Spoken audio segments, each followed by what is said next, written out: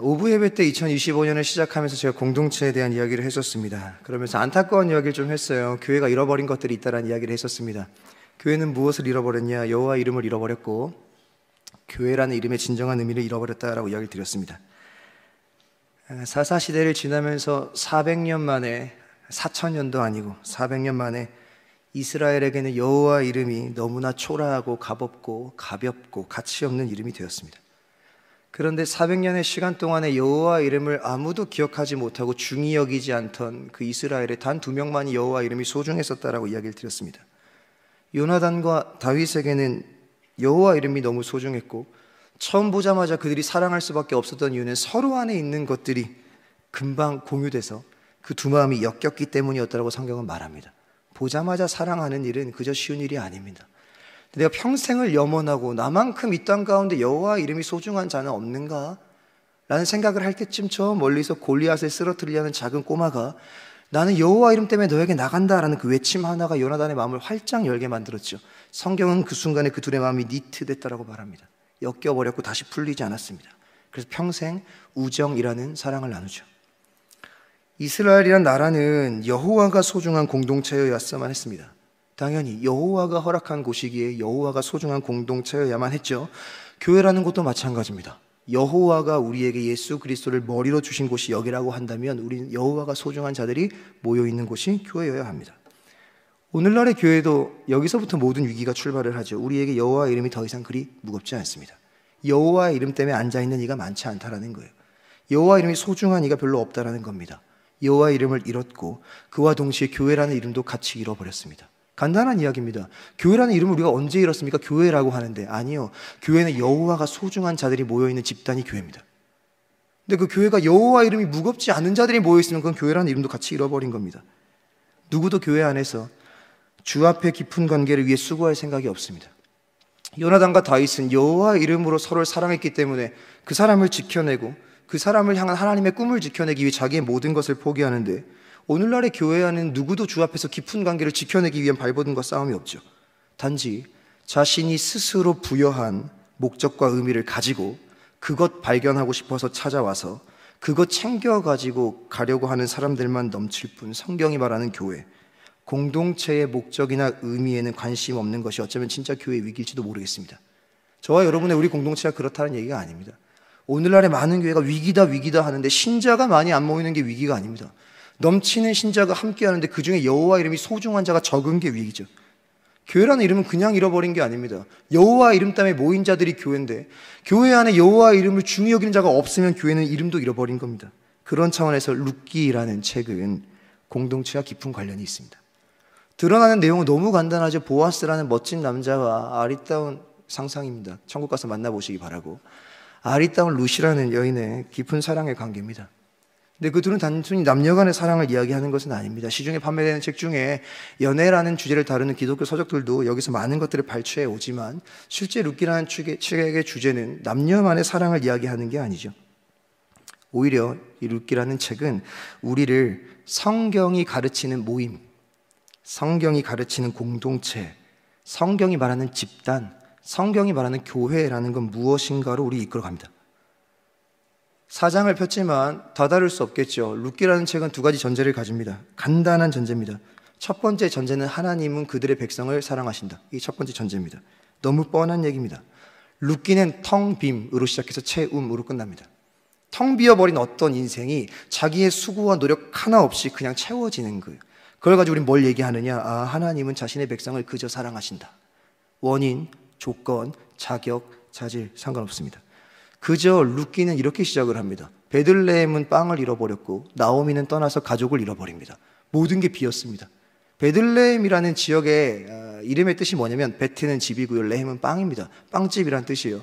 빵 만들어서 빵집 아니고 거기가 부유했기 때문에 먹을 게 끊기지 않던 동네란 뜻입니다.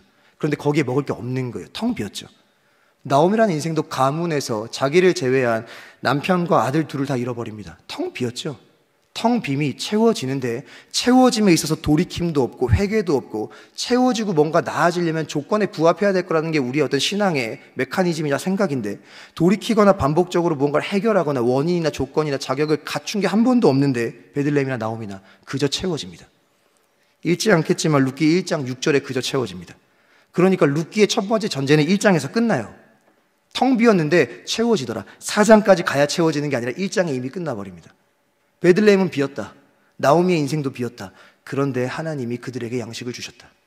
베들레헴의 양식이 돌아왔고 나오미는 그곳으로 돌아가서 자기의 삶을 회복하기 시작합니다. 근데 그 회복을 위해 그들이 내건 조건은 아무것도 없어요. 그저 가만히 있었는데 그저 그들은 하나님의 사랑을 받습니다. 그 사랑을 히브리어로 헤세드라고 합니다. 너무 많이 들었죠.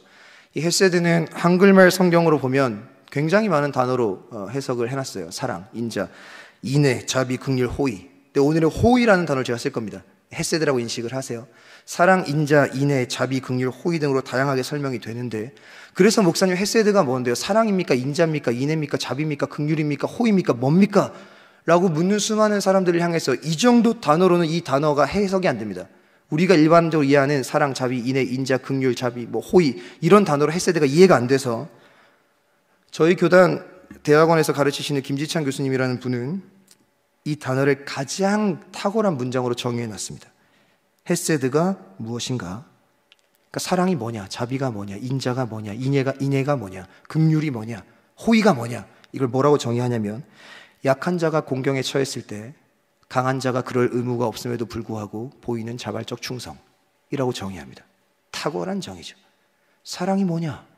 강자가 그럴 이유가 없는데 약자를 보면서 약자가 원인을 제공했거나 조건에 부합했거나 자격이나 자질이나 아무것도 갖추지 못해서 그럴 의무가 없음에도 불구하고 보여주는 강자의 자발적인 충성. 이 표현이 너무 좋아요. 강자의 자발적인 베품 이런 게 아닙니다. 강자가 자발적으로 약자한테 충성해 주는 거, 이건 뭐 하는 겁니까? 거절하지 않는 겁니다. 모든 영역에 있어서. 이게 뭐예요? 헤세드라는 겁니다. 그렇게 보면 이게 가장 잘 도드라지는 게 뭐냐? 룻기입니다. 베들레헴과 나오미의 인생이 뭔가 채워져요. 근데 그들은 원인도 조건도 자격도 자질도 없습니다. 강자는 누굽니까? 하나님이죠. 강자이신 하나님이 약자이신 베들레헴과 약자인 나오미의 인생을 향해서 그럴 의무가 조금도 없음에도 불구하고 자발적으로 그들의 인생에 대해서 충성을 해줍니다. 아무것도 안 했음에도 불구하고 그들의 인생에 양식을 채워주죠. 베들레헴은 흉년이라는 심판을 맞이했고 흉년을 피해 떠난 나오미의 가족은 죽음이라는 절망을 맞이합니다. 그런데 호련히 그저 베들레헴의 양식이 돌아오죠. 그들에게 양식을 베푸시는 이유에는 원인도 조건도 아무것도 없습니다. 그저 그가 주시죠. 강한 하나님이 베들레헴이나 나오미 같은 약자가 공경에 처했는데 그럴 의무나 해줄 만한 가치가 하나도 없음에도 불구하고 기꺼이 충성해 주죠. 이게 사랑입니다. 이게 룻기에 가장 잘 드러납니다. 룻기라는 책은 어떤 책이냐? 하나님의 사랑. 하나님이 그들을 사랑하신다. 자기의 백성을 소외되거나 홀로 두지 않으신다. 이게 첫 번째 전제였고, 두 번째 전제는 간단합니다. 그 사랑은 무조건 사람을 통해 공동체 안에서 실현됩니다. 이거를 이해하지 못하면 우리는 하나님의 사랑을 굉장히 추상적인 걸로 생각합니다. 하나님의 사랑은 무엇이냐? 우리에게 조건 없이 부으신다. 어떤 방식을 통해 정해놓은 겁니다. 하나님의 방식이에요. 하나님의 사랑은 우리에게 어떻게 주어집니까? 사람을 통해 공동체 안에서. 사람을 통해 공동체 안에서. 평생 잊지 마세요. 사람을 통해 공동체 안에서. 우리는 하나님의 사랑을 일순간에 기적으로 바랍니다. 하나님 사랑한다면서요. 그럼 당신의 사랑은 나로 하여금 기적적인, 초자연적인, 초월적인 어떤 능력과 일들로 날 회복시키는 겁니까? 그랬다면 나오미의 인생은 베들레헴에 돌아가자마자 마치 로또 당첨된 것처럼 내가 팔았던 그 땅이 내 눈앞에 있어야 되고 그 땅에 내가 밭을 갈지도 않았는데 곡식이 있었어야 하며 가서 그저 떡 따기만 하면 됩니다. 이게 우리가 바라는 사랑입니다. 하나님의 사랑은 기적이죠. 하나님의 사랑은 저를 기적적으로 만들 겁니다. 그러니 나오미는 돌아가자마자 자기가 십수년 전에 팔았던 땅은 거저 있어야 되고 그 땅은 누군가가 대충 갈아줘가지고 둔 게 아니라 하나님이 잘 갖고 나서 오자마자 나오미가 포도를 따면서 아 맛있구나 이런 인생을 꿈꾸죠. 아니요. 나오미가 돌아오자마자 한 일은 뭐냐면 가진 게 아무것도 없어서 자기 며느리 시켜가지고 땅바닥에 떨어진 이삭 줍는 일입니다. 남의 호의 없이는 연명할 수 없는 삶을 삽니다. 우리 이런 사람 꿈꾸지 않습니다. 우리가 기대하는 하나님의 사랑은 그런 게 아니죠. 그런데 하나님은 이렇게 일하세요. 보여주고 싶은 겁니다. 방금 제가 얘기했던 그 문장을 하나님의 사랑은 사람을 통해 공동체 안에서 구현된다. 하나님의 일하심은 일순간 기적처럼 일어나지 않는다. 시간 속에서 천천히 사람을 통해 구현된다라는 걸 알려주신 겁니다. 그럼 볼까요? 하나님이 얘기했죠. 그들에게 양식을 주셨다. 하나님이 주신 양식이 뭡니까? 사람이죠. 사람입니다. 우리입니다. 하나님은 우리에게 양식을 주시죠. 우린 초자연적 기적을 생각하는데 아니요. 하나님은 우리를 통해 누군가에게 양식됨을 만듭니다. 우리가 양식입니다. 베들레헴이 빵집이라 그랬잖아요. 빵이 없는. 근데 빵이 돌아왔어요. 그런데 재밌는 건 뭐냐? 빵집인데 빵을 얻지 못하는 자들이 있습니다. 빵이 없어서 못 얻는 때도 있지만 빵은 있는데 빵을 팔고 있음에도 불구하고 무언가가 없어서 빵을 못 얻는 자가 있는 거예요. 그때 하나님의 사랑은 이렇게 구현되죠. 빵이 없어서 빵집에 빵을 얻으러 온 자에게 기꺼이 양식을 주는 자의 삶. 이걸 통해 사랑은 구현되죠. 이게 헤세드죠. 하나님은 사랑하신다. 그리고 사람을 통해 공동체 안에서 사랑하신다. 룻기라는 책은 온통 이 호의를 베푸는 사람들의 이야기로 가득 차 있습니다. 구현해낸 사람들의 이야기예요. 다른 모임도 아닙니다. 여호와 이름이 소중해서 모인 신자들의 공동체는 이러해야 되지 않겠습니까? 야, 우린 빵이 없어. 비참한 거죠. 빵은 있는데 네가 사 먹어. 비참한 거죠. 아니요. 이런 게 신자들의 공동체가 아닙니다. 빵을 찾아왔는데 자기 스스로 빵을 얻을 길이 없는 자에게 내가 양식 대주는 거, 이게 신자들의 공동체죠. 교회는 무엇이어야 되겠습니까? 여호와가 소중한 이들이 모인 곳, 교회. 그로 인해 상대를 여호와의 시선으로 봐줄 수 있는 곳, 교회. 하나님의 사랑의 구현이 나를 통해 시작되어야 함을 아는 곳, 교회. 그래서 내가 하나님의 양식이 되어줄 수 있는 곳, 교회. 이게 교회죠. 그래서 교회는 아까 얘기한 호의, 사랑, 인자, 인애, 자비, 긍휼이라는 단어가 가장 잘 어울리는 곳이어야만 합니다. 오늘은 그게 결국 우리로 통해서 베풀어지는 호의는 무엇을 지향하며 가야 되는가에 대한 이야기를 좀 할까 해요. 방금처럼 전제 두 개는 다 설명을 드렸죠. 하나님은 우리를 사랑합니다. 하나님은 여러분을 사랑하세요. 의심하지 마십시오.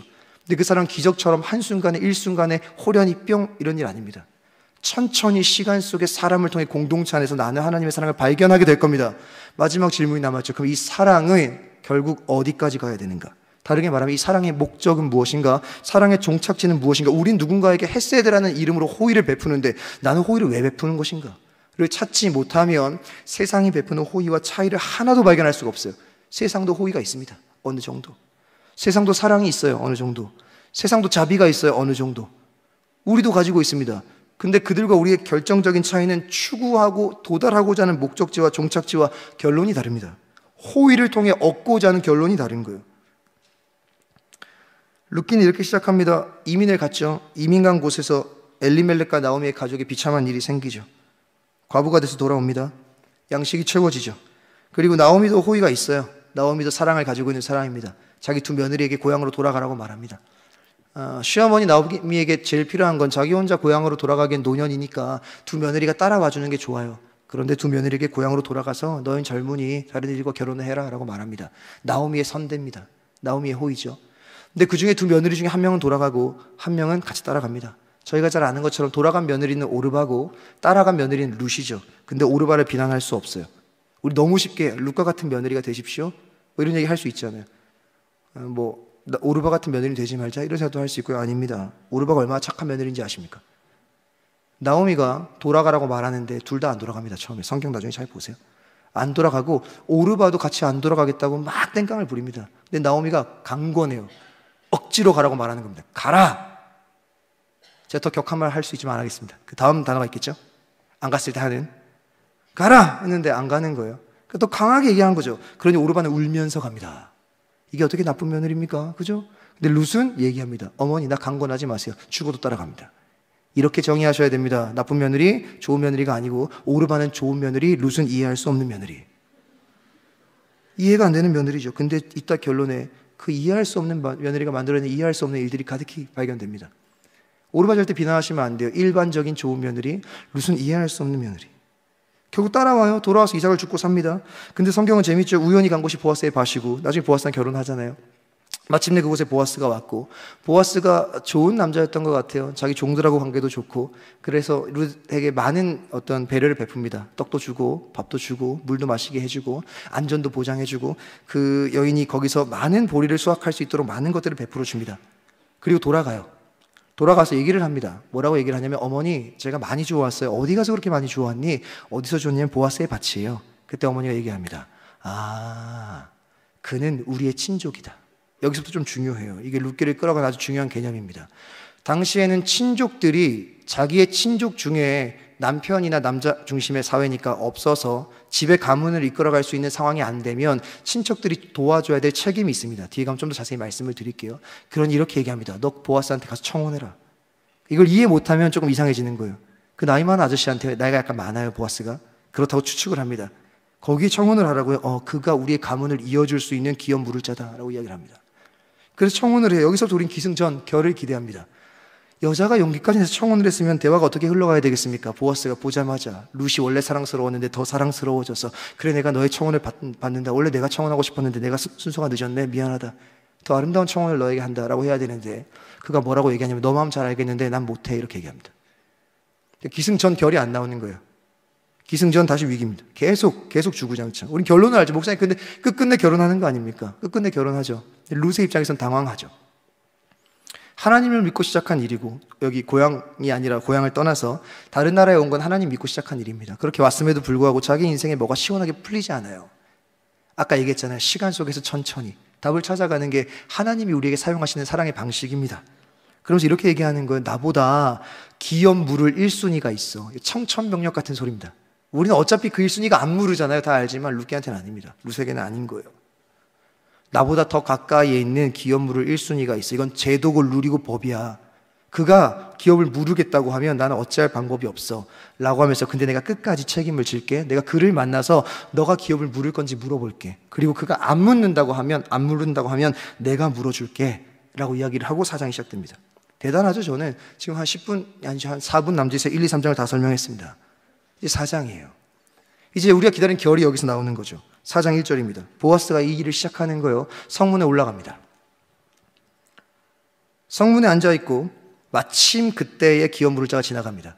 나중에 한번 또 볼 때 기억하세요. 룻기라는 책은 우연히 마침 이런 걸 통해서 진짜 우연히 일어난 일인 것 같은데 사실 뒤에서 이 문학적인 단어를 통해 가지고 하나님이 어떤 존재인지를 드러냅니다. 하나님 단어 하나도 안 나오지만 룻기 너무 매력적이에요.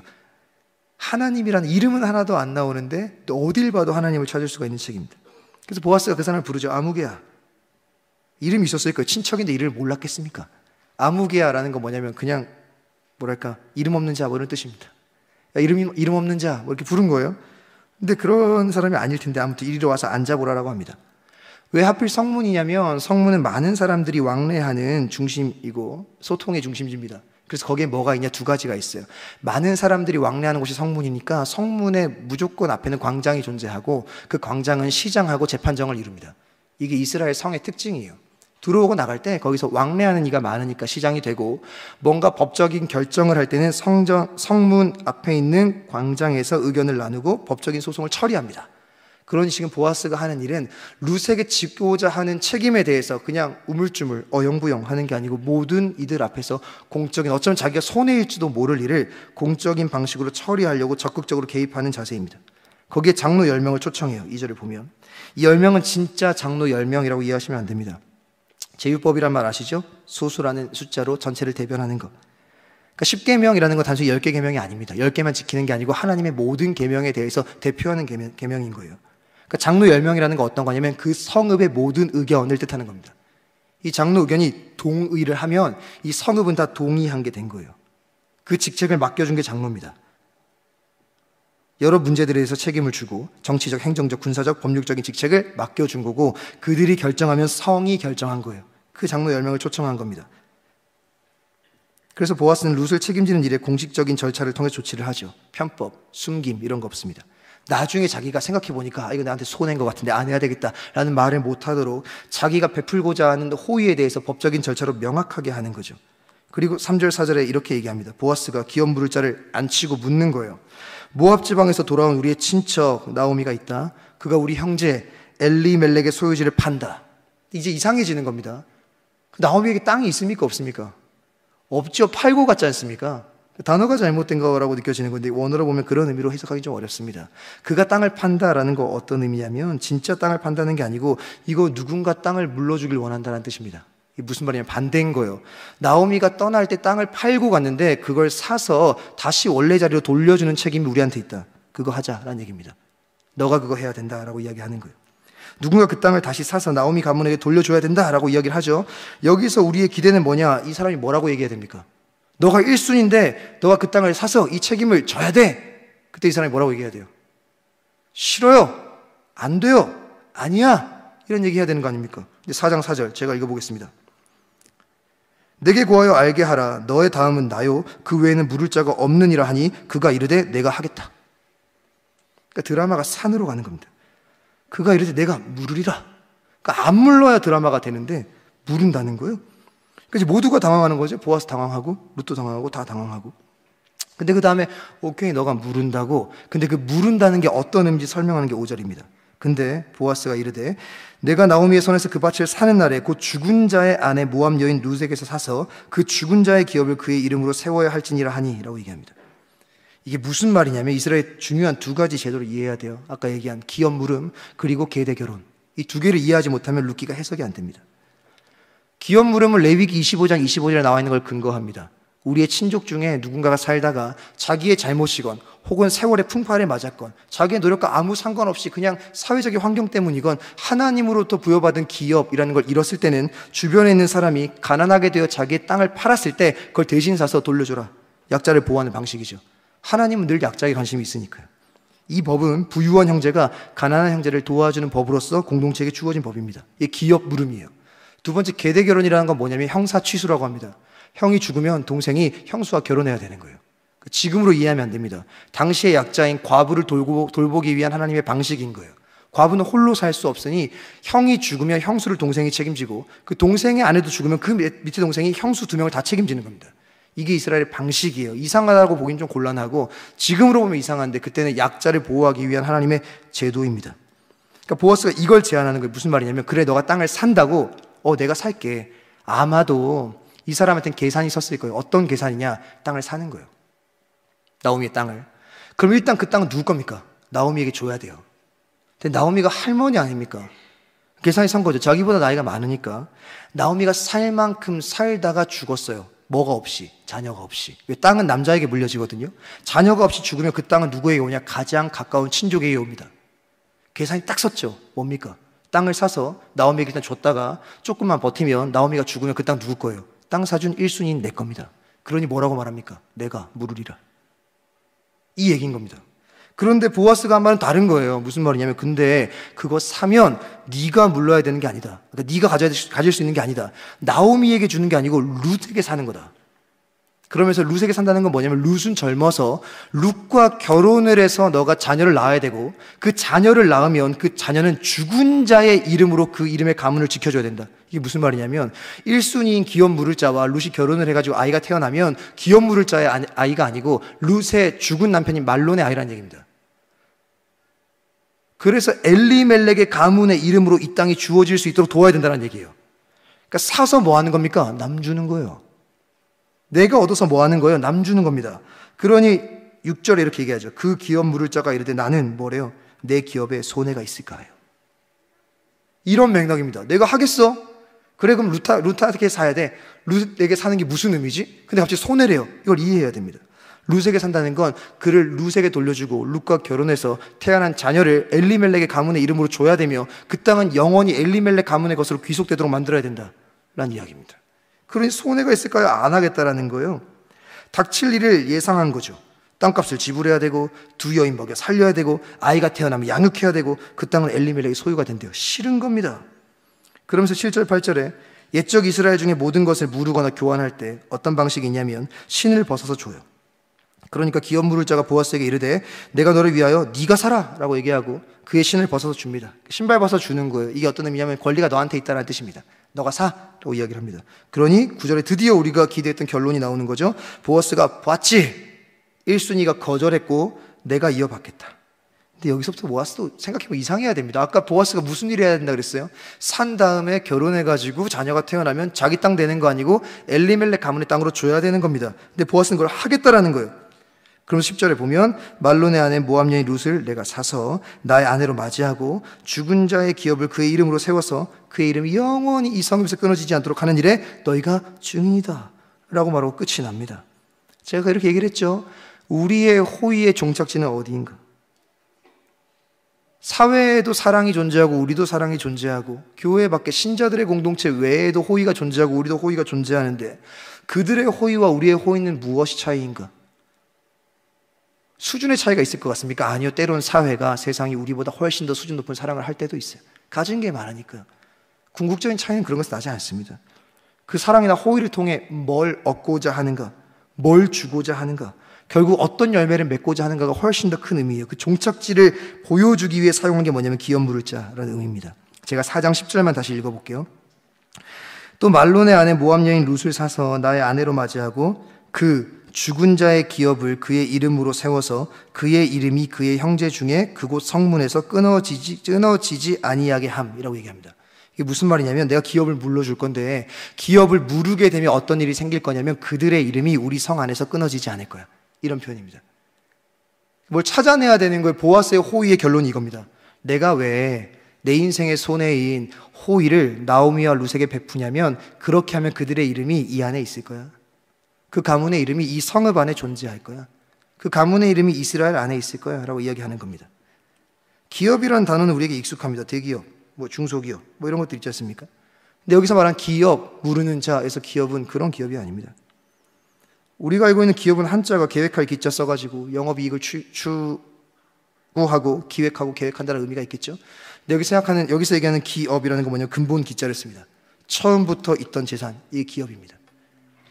그러니까 기업을 무른다라는 건 처음부터 있던 그것을 돌려준다라는 의미입니다. 그러니까 이스라엘 백성이 처음부터 있던 재산이 뭡니까? 이들 원래 어디 있던 사람들입니까? 집 없이, 땅 없이, 국가 없이 이집트에 살던 사람들 아닙니까? 광야에 살다가 영원히 평생을 영원하고 따라왔던 곳이 어디입니까? 가나안 땅이죠. 그들이 그 가나안 땅 들어서 처음으로 하나님으로부터 받은 첫 번째 근본 기자를 쓸 수 있는 자기 집안의 기틀이 되는 자산은 뭐냐? 땅입니다. 토지죠, 토지. 그러니까 여기서 얘기하는 기업을 무른다는 건 뭐냐면 땅을 되돌려주는 자라는 뜻입니다. 그 땅의 값을 대신 지불하고 땅을 원래 주인에게 되돌려주는 사람, 이게 기업 무르는 자죠. 가까운 친척, 가족, 없으면 먼 친척까지도 그 책임을 다해야 되는 겁니다. 그런데 독특한 게 이거죠. 기업 물을 자가 대신 구매한 그 땅을 충분히 사용하도록 뒀다가 다시 돌려 가져가는 게 아니고 영원히 죽은 사람의 이름으로 그 땅을 내버려 둬야 됩니다. 그래서 그 땅이 그 죽은 사람의 이름으로 존재할 수 있도록 하는 게 기업 물을 자가 해야 될 일인 거죠. 그러니 기업 물을 자가 무언가 이 일을 행하면 어떤 일이 생기냐면 내 것이 아닌 것이 되어버린 땅을 다시 사서 그 땅을 원래의 주인에게로 가고 그 땅은 앞으로 영원히 그 사람의 이름으로 그곳에 존재하게 되는 겁니다. 이게 무슨 의미냐? 그 땅 하나 때문에 그 존재의 이름이 영원히 이스라엘 백성 중에서 끊어지지 않게 되는 거죠. 이게 이스라엘 백성에게 너무나 중요한 의미입니다. 예전에 제가 했던 얘기 기억날까 모르겠어요. 예전에 했던 설교입니다. 슬로보앗의 딸들이라는 존재가 민수기 마지막 장에 그토록 땅을 원했던 이유가 있어요. 모세한테 요구하잖아요. 땅 주세요, 땅 주세요. 근데 그 땅을 요구하는 이유가 이상하잖아요. 땅 없으면 우리 가나안 땅 들어가서 굶어 죽습니다. 땅 없으면 안 됩니다.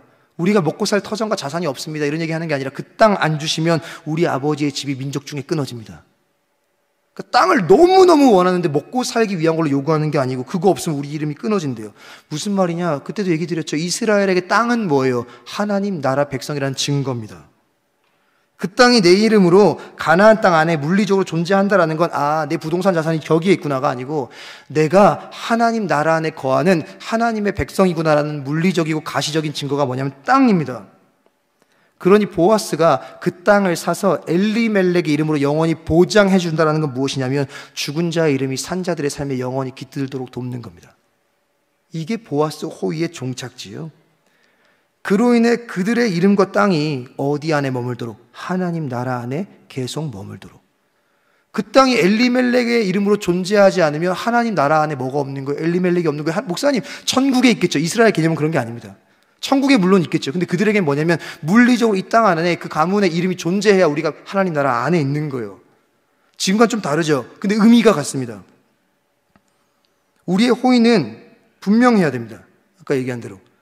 하나님의 사랑은 사람을 통해 실현되는 게 맞기 때문에 구체적이어야 될 거고 실제적이어야 될 거고 때론 마음을 배려해야 될 거고 당장 할 수 있는 일들로 해야 될 거고 우리의 사랑의 실현은 구체적이어야 될 겁니다. 그런데 이 많은 실천을 통해 진짜 이루고자 하는 건 뭐냐?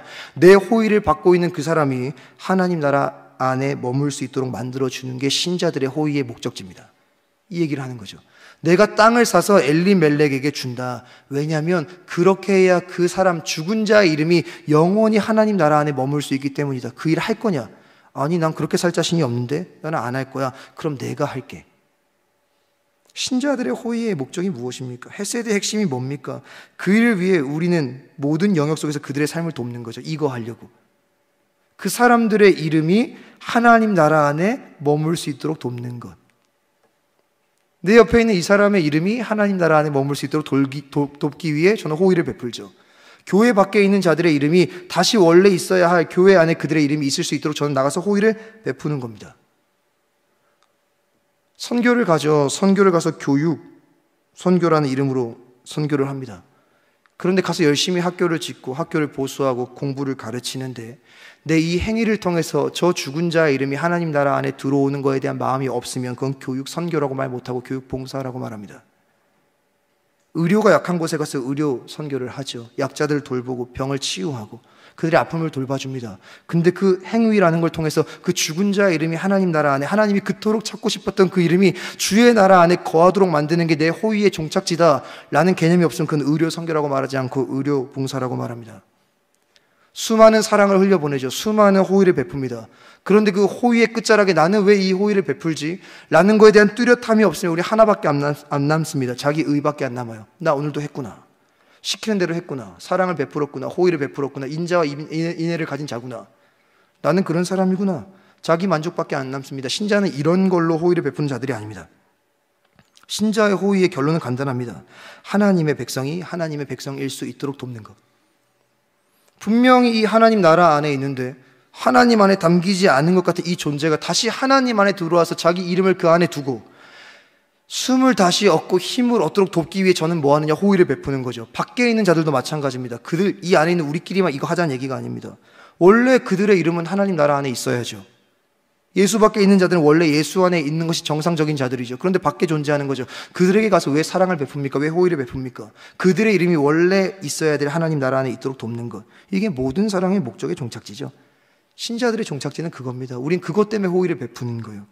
이러한 삶을 위해 넘어야 될 두 가지 본성이 있습니다. 오늘 안에 등장하는 기업 무르기를 거절한 1순위의 남자, 이름도 모르는 아무개, 그 사람은 이 두 가지 본성을 못 넘습니다. 첫 번째는 나의 손해를 너무나 잘 알고 있는 자기의 본성을 넘어야 됩니다. 이 아무개가 기업을 물을 수 없다고 말한 그 이유가 이렇게 얘기해요. 내 기업에 손해가 있을까 해요. 간단합니다. 혹시 이거 보면서 기업 물을 자의 행동이 너무나 당연하고 자연스럽게 보이십니까? 우리도 지금 위기입니다. 당연하지. 그거 줬다가 내 걸로 안 돌아오고 충분히 쓰고 받아야 되는데 그게 내 게 아니라 다른 사람의 이름이 된다고? 여러분, 절 위에 뭘 사주고 영원히 그거 제 겁니다. 아까우십니까? 아까운 눈빛이라서 조금 그런데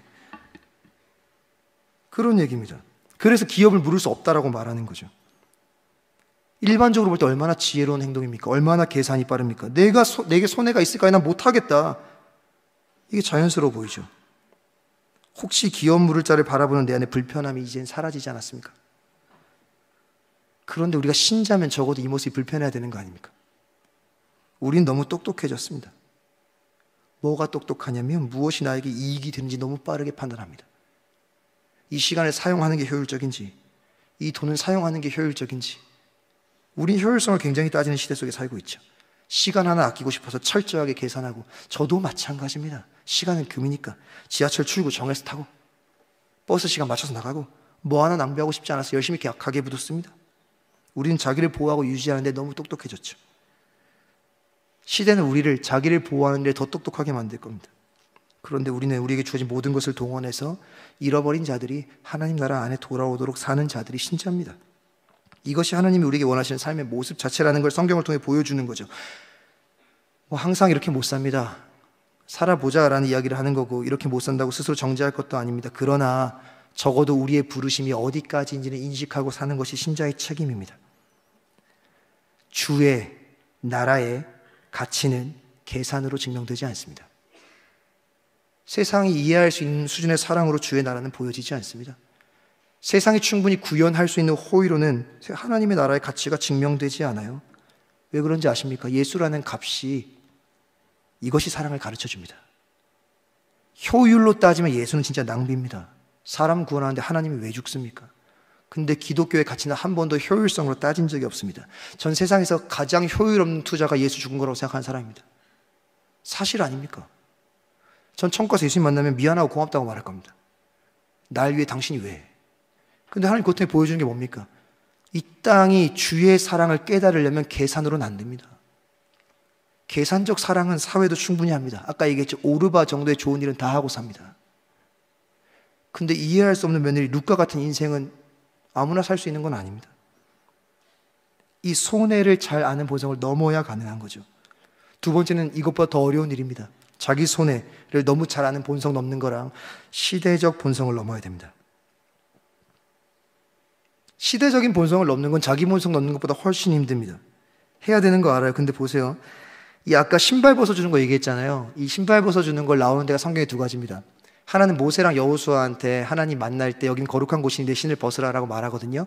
이게 어떤 의미냐면 신을 벗는다라는 건 부정을 벗는다라는 의미가 있고 내 권리를 당신께 드립니다, 이양합니다라는 표현이 있습니다. 그래서 긍정적으로 볼 때는 주 앞에 나갈 때는 우리의 거룩을 위해서 부정한 것을 버립니다, 나의 권리를 당신께 드립니다 라는 표현으로 신을 벗어요. 그러니까 신을 벗는 게 뭐냐면 권리를 포기하는 겁니다. 근데 이게 부정적으로 사용될 때가 있어요. 언제냐면 자기의 책무를 다하지 않을 때입니다. 그래서 기염부름의 제도의 끝자락이 뭐냐면 이걸 하지 않으면 어떻게 하냐면 원래 신을 누가 벗느냐? 자기가 벗으면 안 됩니다. 원래 법은 그래요. 기염부름을 거절당한 나오미와 룻이 이 1순위인 남자의 신을 벗겨야 됩니다. 그리고 뭐하냐? 얼굴에 침을 뱉어요. 제가 차마 퇴라고 못하겠습니다. 침을 뱉고 뭐하느냐? 손가락으로 이렇게 욕합니다. 욕이에요. 신벗김을 당한 자의 집이라고 말합니다. 지금은 신발 벗는 게 뭐? 저는 오늘도 수십 번 벗었습니다. 그런 얘기가 아닙니다. 당신의 책무를 다하지 않은 자라는 비난입니다. 그러니까 신을 벗는 건 뭐냐? 하나님 앞에서 벗는 거 외에는 다 창피해요. 근데 보세요. 여기서 신을 자기가 벗습니다. 1순위인 자가 뭐라고 하냐면 나 못하겠어. 신 벗어서 누구한테 줘요? 보아스한테 줍니다. 시대적 본성이 이런 거예요. 이게 무슨 말인지 압니까? 수치가 아닌 시대입니다. 부끄러움이 아닌 시대인 거예요. 시대가 지날수록 그럴 겁니다. 예전엔 분명히 이런 행동 부끄러움이었는데 지금은 아닙니다. 왜요? 사사시대와 비슷하지 않습니까? 자기 속에는 어른대로 모두가 자유가 중요하고 내가 선택한 모든 것이 가치인데 내가 남에 따라서 정형화되고 규정된 제도 안에서 따라야 될 게 뭐가 있습니까? 그러니 뭐예요? 자기가 하지 않은 것이 부끄럽지 않은 겁니다. 지금도 마찬가지예요. 분명히 따라야 될 룰과 제도와 이건 창피와 수치를 주는 것임에도 불구하고 남이 벗겨주고 얼굴에 침 뱉고 이 신벗김을 당한 자의 집이라고 비난을 받아야 되는데 자기가 신발을 벗으면서 떳떳합니다. 나 못하겠어. 내 신 벗어서 너 줄게. 시대적 본성이 악랄한 거죠.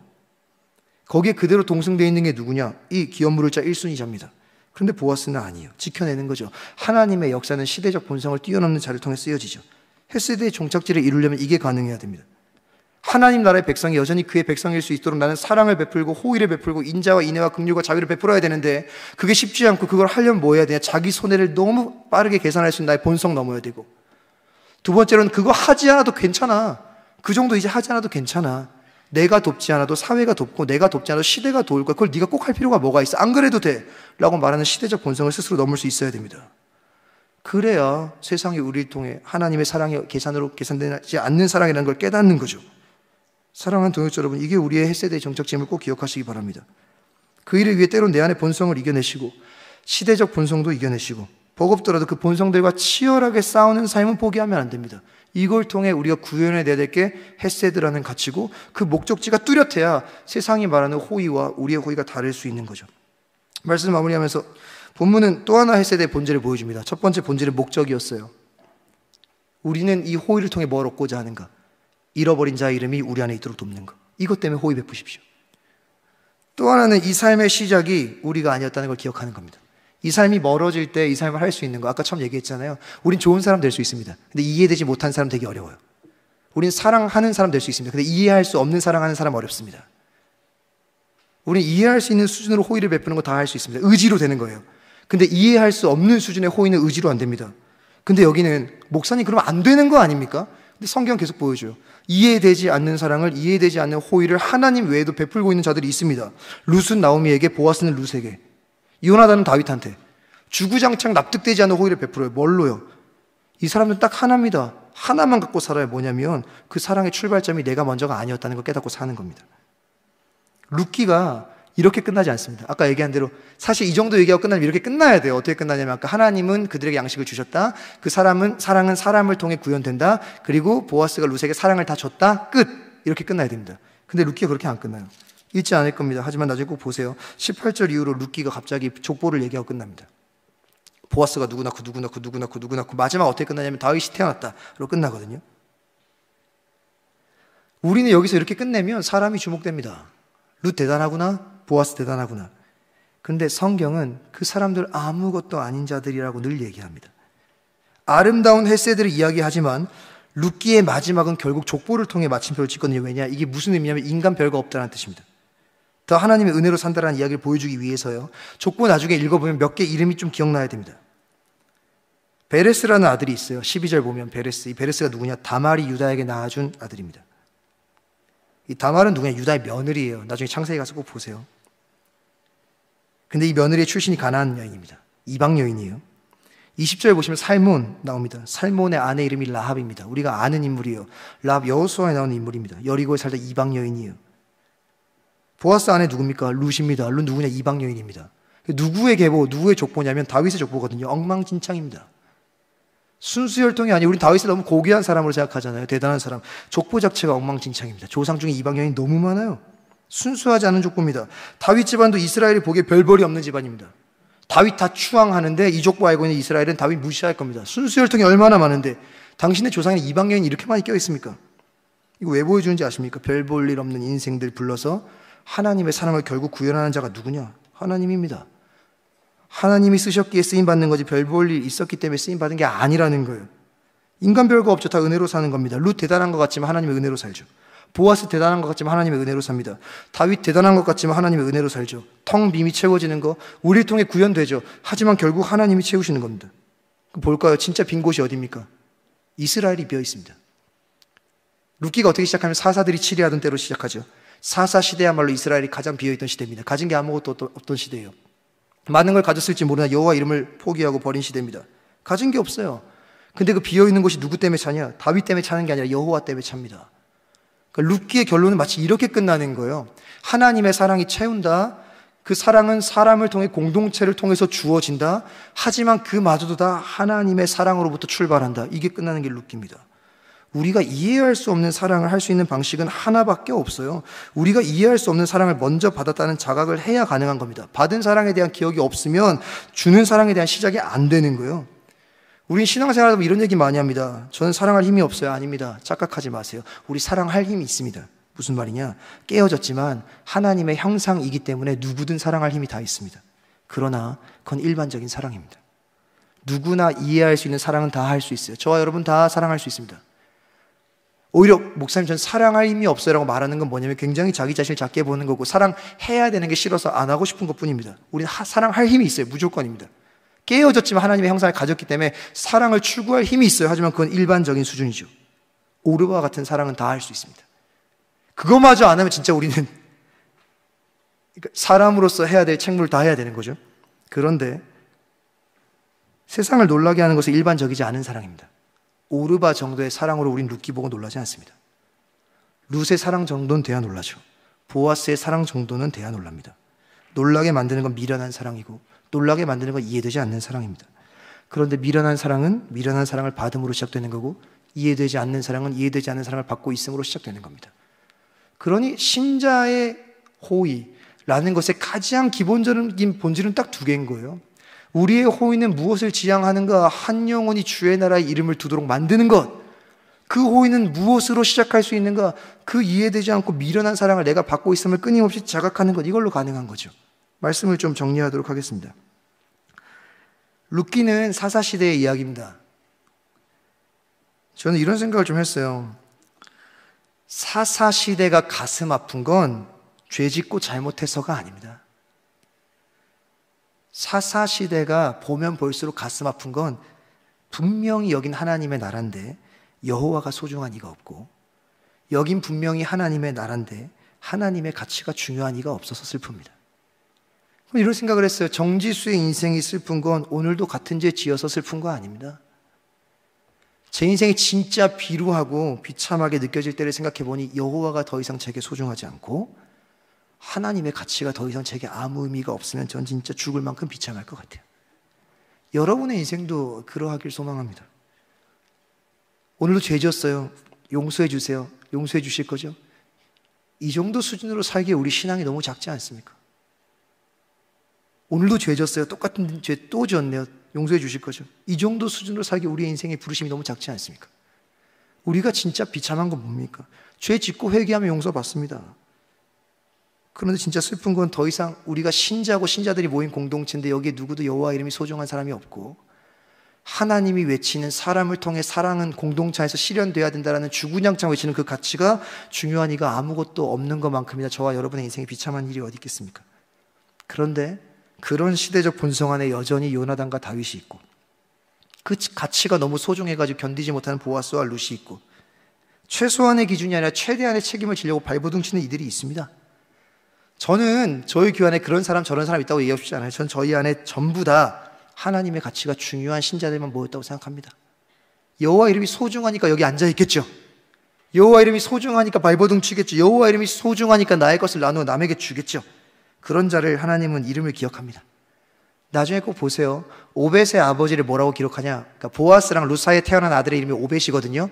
아까대로 보면 오벳의 아버지 이름 누가 돼야 됩니까? 말론이 돼야 됩니다. 여러분 이해 잘 하셔야 돼요. 왜요? 죽은 자의 아들로 물려줘야 되니까. 그 땅은 엘리멜렉의 땅이고 죽은 자 말론의 땅이고, 그 가문의 땅이 되려면 그 아들은 누구의 아들이어야 되냐? 말론의 아들이어야 돼요. 근데 성경은 뭐라고 기록하냐? 성경이 틀린 겁니까? 이상하게 얘기하죠. 오벳의 아버지는 보아스였더라. 원래대로라면 오벳의 아버지는 말론이었다고 기록해야 되는데 보아스라고 굳이 기록합니다. 간단한 얘기입니다. 이제 보아스의 것이 됐다라는 얘기를 하는 게 아닌 거예요. 하나님은 기억합니다. 누구를요? 무르지 않은 자는 아무개로, 무른 자는 보아스로 기억합니다.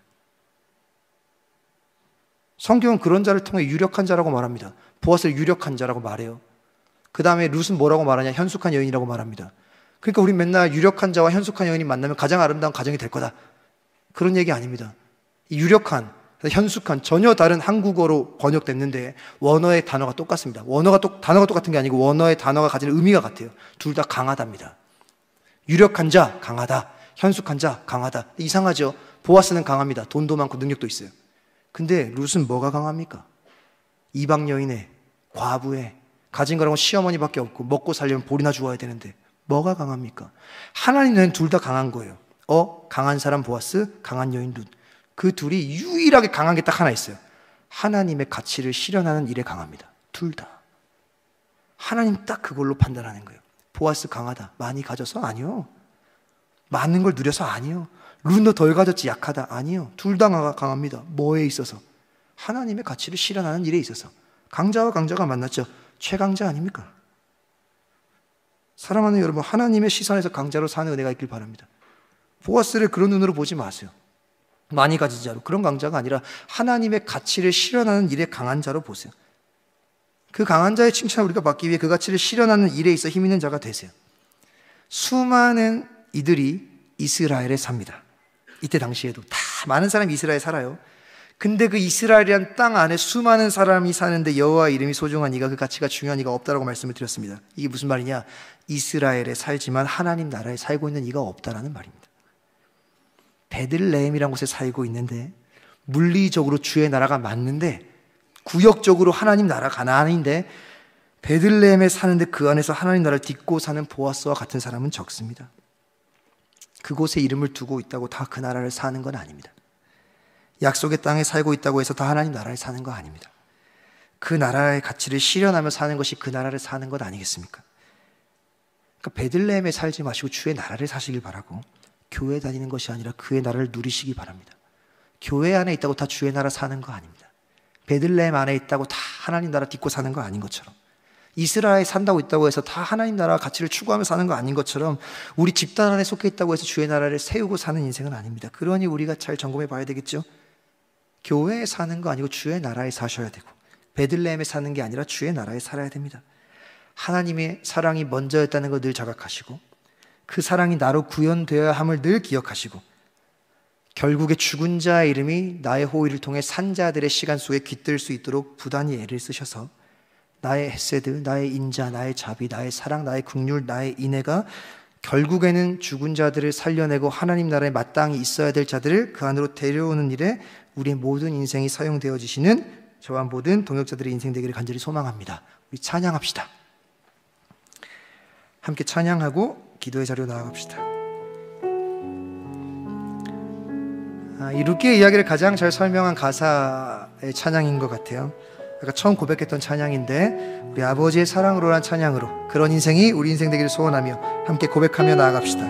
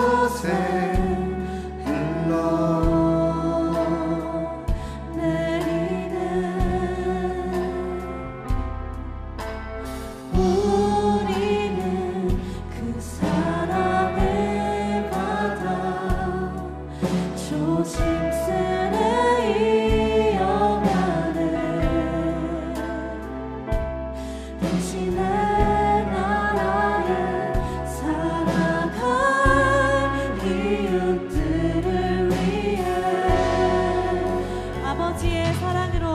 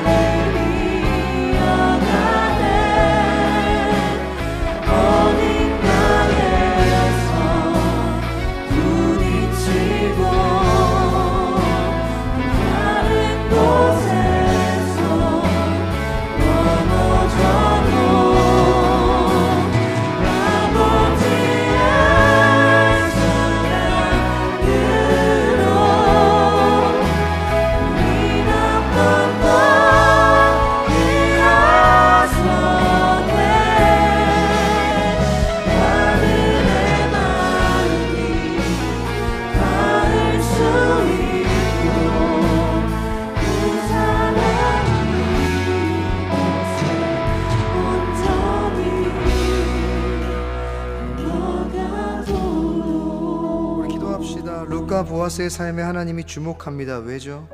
베들레헴에 사는 사람이 넘쳐나는데 그 누구도 하나님의 나라를 살지 않는 겁니다. 이스라엘에 살고는 있는데 그곳이 원래 분명히 하나님 나라인데 그 안에서 하나님의 나라를 사는 사람이 없는 거예요. 그런데 루카 보아스가 하나님 나라를 살고 있는 겁니다. 하나님 이야기하고 싶은 거죠. 내가 사랑하는 자들 같이 사랑하고, 내가 보는 것들 좀 같이 보고, 내가 준비한 것들을 같이 세워가며 죽은 자들의 이름이 산 자들의 삶에 깃들 수 있도록, 그 누구도 내 나라에서 소외되지 않을 수 있도록 그렇게 살아보자고 말씀하시죠. 우리 이런 삶을 바라며 기도합시다. 주님, 하나님 나라 안에 있으나 그 나라를 살아내지 못하는 자가 되지 않도록 내 한계를 넘게 하여 주시옵소서. 베들레헴과 이스라엘 안에 머물며 우리의 손해를 계산하기 빠르고 시대의 생각에 편승되어 살아가는 것에 빠른 우리의 연약함을 넘어서게 하여 주시옵소서. 너 힘이 있었구나, 내 나라의 가치를 실현하는 일에 힘이 있구나라는 이야기를 하나님께 듣는 인생 되게 하여 주옵소서. 우리의 삶 가운데 자리에서, 삶의 자리에서 진짜 하나님의 나라를 딛고 사는 우리의 모든 인생 될 수 있도록 역사하여 주시옵소서. 이 기도 제목 위에 함께 기도하시겠습니다. 하나님 기도합니다. 하나님 오늘도 우리에게 말씀을 통해 주의 마음 알게 하시며 너무나 감사를 드립니다.